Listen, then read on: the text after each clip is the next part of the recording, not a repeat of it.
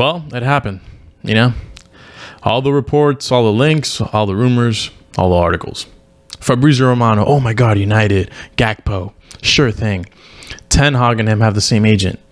So many talks stemming from the summer transfer window. And look what happens. This is why football is such a crazy mess sometimes, right? You think something's going to come up and then you get hijacked. And the worst part is when you get hijacked by your rivals. So Gakpo going to Liverpool has been a huge talking point as of late for obvious reasons. But I do think that United themselves are in a good place. I think we'll be just fine. And I know it's hard to believe that considering the state of our team right now. We're supposed to be getting sold right now. We don't necessarily have a number 9. Doesn't seem like we're going to have any important signatures in January. So it kind of sounds hypocritical to say that out loud, right? But I do think we'll be just fine. I think that Gakpo not coming to United has nothing to do with a lack of us wanting him or being hijacked. I do think it's really just an image, an illustration of how poorly ran our team is. We're not very liquid. We can't really complete a transfer of 35 to 45 million euros for a player that's well worth the money. So I think that's the biggest representation of this failure to sign Gakpo, right? Also, the main reason why I think, we'll be just fine, as you saw in the thumbnail, I think that Rashford and Martial can supply what we thought Gakpo would give us. So let's get some things clear, right? Gakpo's not a number 9.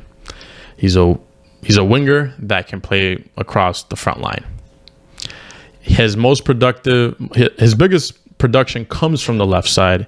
He can supply damage from the right and the middle, obviously, but that's where most of his attacking threat comes from. So how would that work having Rashford there? How would that work having Garnacho there? That's a player from our academy that we've developed and we've seen a ton of progress from. And we would just, stall that over because we want this Dutch supposed to be stardom?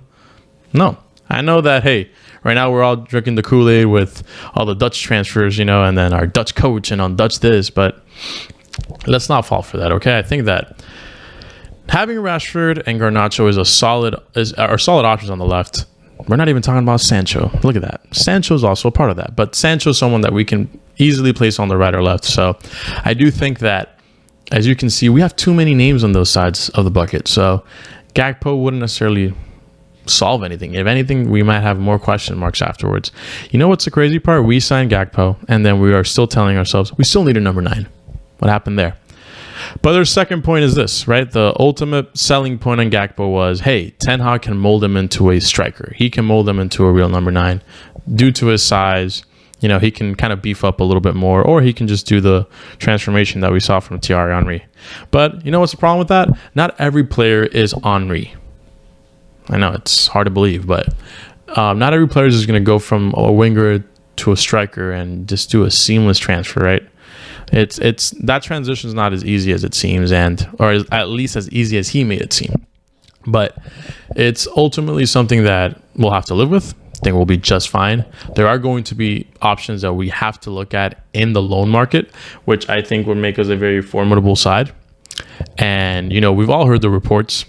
We've heard names like Thuram could be someone that we bring in from Mönchengladbach.